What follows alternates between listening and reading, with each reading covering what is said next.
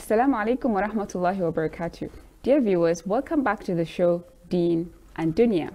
This is a program where we talk about interesting issues around us. These are issues that sometimes our imams, our parents, and even the youth find it uncomfortable to talk about it. So we try to bring them onto the table and find solutions. Today, I have for you a very interesting topic, which is, who do we look up to? My name is Rahma Mustafa Ghani, and I have with me in the studio a special guest, Engineer Jibril Ibrahim, who is the founder of I-Media TV. Assalamu alaikum. Wa alaikum salam wa rahmatullahi wa barakatuh. Then I have my co-host, Habiba Adamu Abdullahi. Assalamu alaikum. Alaikum salam. Okay, if we hear the question, who do we look up to? I think nowadays people actually focus on entertainment, media, and sometimes even fictional characters, fictional people in books and all that. You'll hear kids saying, I would like to be maybe like Iron Man, Batman, all the superheroes. But what people don't understand is there is difference between having role models and mentors.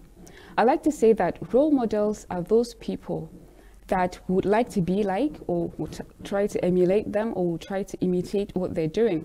While mentors are some people that would actually try to help you identify your real potentials, identify your capabilities and your abilities. So we need to differentiate between these two. So nowadays, we find youth saying it's very difficult to find mentors. Well, it can be okay to find role models because it might be somebody that you've never seen, but then you want to be like them. But mentors, they'll be like, normally they see people on the internet and perhaps send them messages that, please, I'd like you to be my mentor, but then they do not get the proper response, or sometimes they snub them. And so some kids were saying most of them would like motivation or somebody that would be able to push them to do something. So I don't know why people are really reserved about being people's mentors, because I know social media is something that you should be careful about people that you talk to, but how do we make it simple for the youth to have mentors?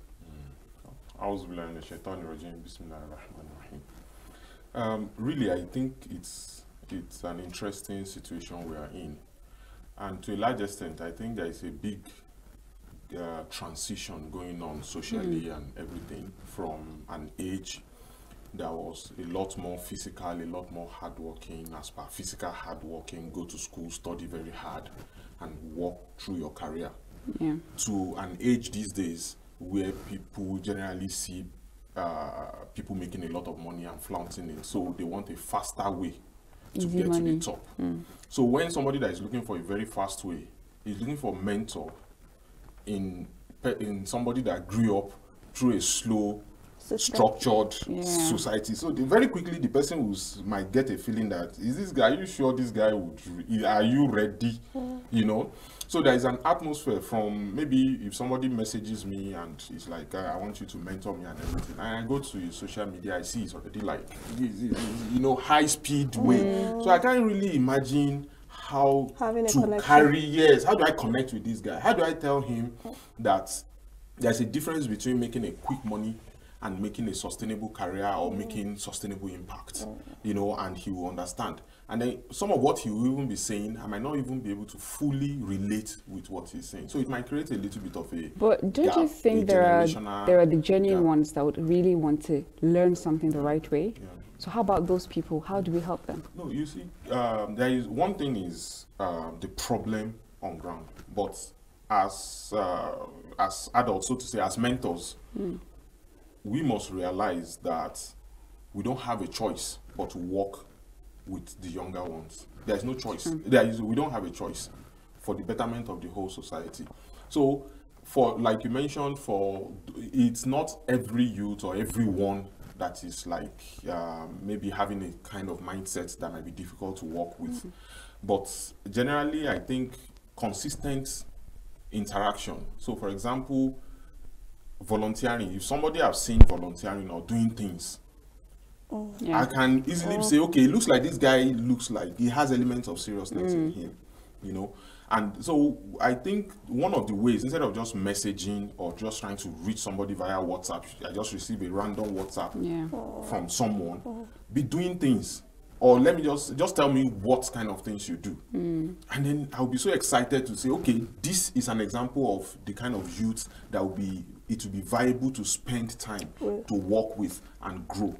So I think a lot of it has to do with the communication, what you are projecting, both the verbal and non-verbal. Yeah. What I can see from your profile, what I can see from the way you even compose your message. I receive messages and somebody sends me SLM, salam, as SLM.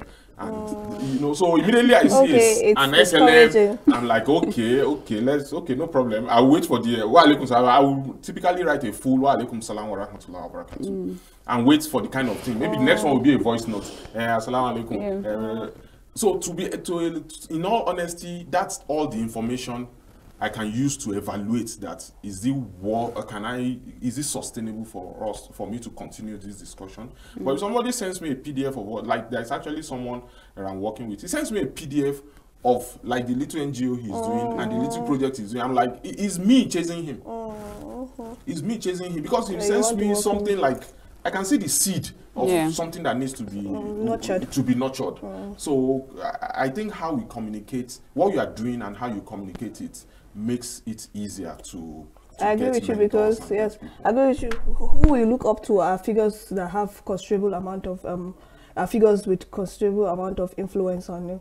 But nowadays, it's the society has cast a shadow on materialism and spirituality that you have to be on the limelight, in the limelight for people to actually idolize you, because the society is breeded in a way that the only light worth seeking is the limelight. So before somebody idolizes somebody or try to say I'm looking up to that person, the person has to be popular. So it's always the notion that it has to be somebody popular, or I think it's just structured around materialism. You have to be successful, you have to be a big movie star or philanthropist or scholar or somebody big, because we can't find simple inspiration and guides and structures, role models in our family and teachers, people that actually nurture us from home. Even our nannies, they're actually good people. So my main concern is how do we approach this feeling of only the successful can be idolized or seen as a role model or tool for or being a tool worthy of emulation in society? You see, I think we should be careful with that, in the sense that you can only aspire to be what you see. So if our nanny, you know, in physical world, before now, there is a lot more interaction. You're at home a lot more. Even when you're at home, you are talking a lot more. But these days, you could be at home and you're on your phone.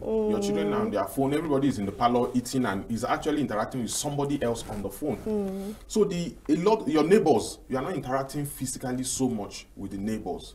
So how do you know how good your neighbor is if you are not really interacting? So the chance to know such a person is if that person also comes online and comes with a profile that I can interact with. So to be honest, in the time we are, that's actually my concern. Things are changing. It's not easy to bring templates, values, and processes from the past and say it needs to work. It must work now. The past is fading in some ways. We must take control of the future, and the future is digital. So, in a way, as many people as possible needs to get their profile online in a way that an average youth can go to their profile. So then the other issue is popular or not. That's not a different thing. I would advise youth to not look at just number of likes, but the quality of the posts, the content of what the person is posting, you know. Because like personally, one of the things I say about social media and general this thing is, it's not, I don't expect people to go to the internet to snap, see me kind of thing. I mean, pointless, see you, so that what? So it's about how we go to the social media to post value. So fine, if you're in the picture of a place, fine, but not you as a see me here. Of what value is that? So if that mindset, if we understand that mindset, you'll be able to go to, if you are looking at the profile of somebody, you see somebody, the kind of messaging, the kind of things he's writing. It will enable you to know whether he has a lot of followers or not. The things he stands for. You know that this person has a controlled view of things. Is balanced. It's neither too much to this side or not too much to that side. And then such a person, if you buzz the person, DM the person, there is a good chance that the person goes through your profile, he sees the kind of person you are too, and there is a good chance that there will be some form of... I remember the story of Moses and Jethro, Prophet Musa and Prophet Shu'aib alayhim salam. He was his father-in-law.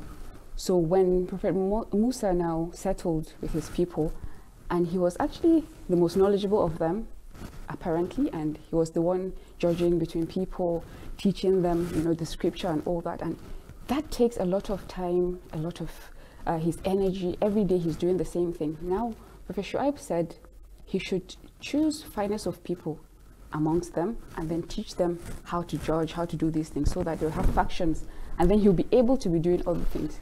So now somebody said, this is just a typical example of having a good mentor. Now his father-in-law is his mentor. So the thing doesn't have only a scope of, okay, it is only on maybe a business that you like to do or school or something like that. It is as far as knowing the type of family you're going to be married into, type of in-laws you're going to have. So, but nowadays, people don't look at these things. They just jump into things and they'll be like, okay, I must do this. Very true. A lot is happening now, and the kind of network we build, the kind of people we surround ourselves with is very, very important now. Like sometimes I go through my Facebook page or any of my feeds, I just watch anybody that is negative about the country, about a negative mindset. I just unfriend immediately. Or somebody that's trying to fear or this thing, because my mindset is very important. And the internet has everybody have access to the internet. Yeah. Everybody all sorts of people have access to the internet. So if you don't filter, you can get confused. You can get stretched in all directions. And then anything you put on social media is like it stays there. It stays there. It can come back to bite you in the ass. Yes. It goes into this person's feed. So we really need to be careful with what we post. And then the other thing, I think when you were making, I don't know, when in the course of the discussion, the issue of understanding that social media, there's an algorithm behind it. Okay, there is an algorithm controlled by Facebook that determines what pops up and how often it pops up. Yes.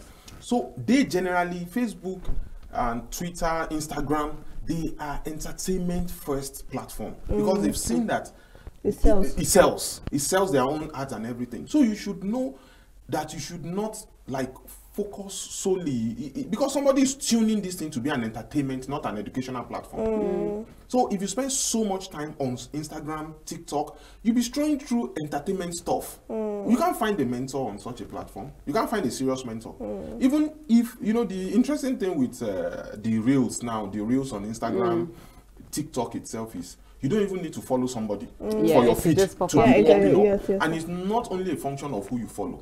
They will still pop up you want to bam on your feed, whether you follow somebody that did it or not. I thought I was the only person that was tired of that song. It will still come in. The next one will still come in. So you really need to take control of the information and the kind of things you allow into your system. So personally, I spend less time on Instagram because I think it's purely an Instagram. I too. I spend a lot more time. I'm not really a social media person. I spend a lot more time on LinkedIn as a person. LinkedIn, because you are likely to meet CEOs, you are likely to meet business people, you are likely to meet somebody that is structured and like minds. So I think who you follow determines the kind of information that comes at you here and there. Now, what the youth don't understand is mostly the things that we see on social media, or the mentors and the role models that we see. I think there are two things that we can actually deduct from whatever they're doing.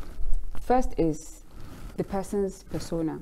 It is what they display there that we see, or maybe the social status or the role they're playing. Another thing is the talent that they're showing. But we do not look beyond that to know that maybe if this person is successful now, they have gone through stages and challenges for them to go to that particular point that you're seeing them at.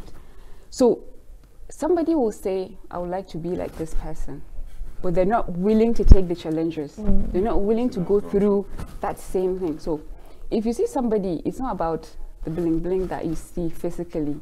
You must also be part of the challenges. But nowadays they will be like, okay, I have encountered this challenge, so I'm giving up. So they cannot be stable about being a particular thing in their life or being someone they're supposed to be. So how can we solve it? You see, that's a very, very real situation. That you see somebody, you don't know a lot of the stuffs that goes on behind it. And, you know, personally, one of the lessons or what I can say about that is that we should try to make the internet an extension of your real life. Yeah. Now, if the internet, if you're an engineer, if you're a journalist, if you're this or that, and the internet is an extension of your real life, if you meet somebody there, you'll be able to connect to the person even in real life.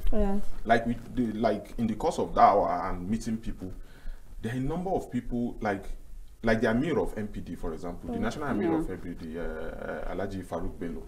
One of the things I learned from him and sticks with me for the last like 10, 12 years that I've known him is how he listens.